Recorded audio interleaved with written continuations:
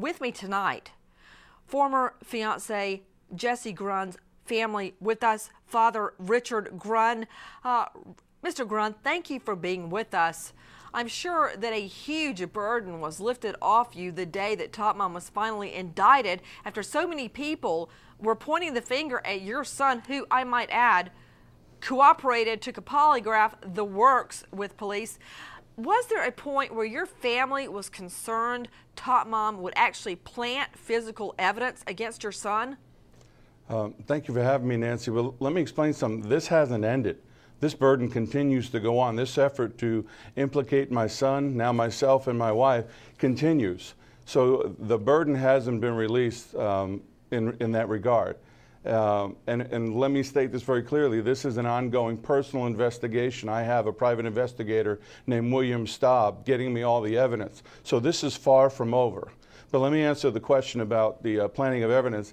I found Casey's shower visit to Jesse on July 1st very bizarre for somebody who showed up clean at 10:30 in the morning, actually had an apartment where she could take a shower. Explain what happened. Well, that morning Jesse was home alone. And what day was this? July 1st. Okay, so Kelly was already dead, okay. Casey calls him up unannounced and says, hey, I need a place to take a shower. My boyfriend's out of town. I don't have a key to his apartment. The only problem was she was staying with Amy and Ricardo Morales at that time.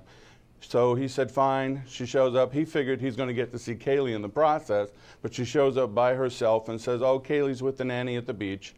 And he noticed that she was clean. She didn't really need a shower. She went into the bathroom to take the shower and left the bathroom door open. Jesse had enough common sense at that point to go into another room and get in front of the television. But the minute he told me that, I just had this chill. Maybe she was there to grab something from that bathroom. Maybe she was there to begin to plan however she was going to explain what was going on. And within that same week, I started to get phone calls from people telling me, news people saying, private investigator Dominic Casey's pointing the finger at your son, and then Leonard Padilla filled in the rest of the blanks. So that started in July, and it continues now here in April of '09.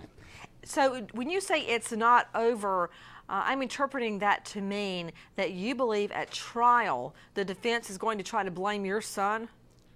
Nancy, I have hundreds of pages of documents. I can't name names just yet, but not only do I think they're going to name my son, I think that they're going to name me. They're possibly even going to name my wife. There's a group of people out there who claim to be working for the family and for the defense to fabricate reasonable doubt, and this is an ongoing, everyday thing. Father Richard Grund, let me go back to you. You say that a group of people are creating evidence to try to frame your son at Top Mom's trial. Why do you say that? Why do I say that? It's because there are a group out there, they're on the internet.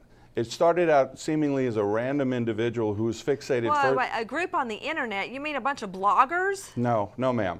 It's a team of people who actively coordinate what they do and then go out and invade the forums and invade the blogs and send emails, and it is what the law enforcement called a conspiracy to fabricate reasonable doubt. Well, we see it coming from a lot of the entourage around Top Mom.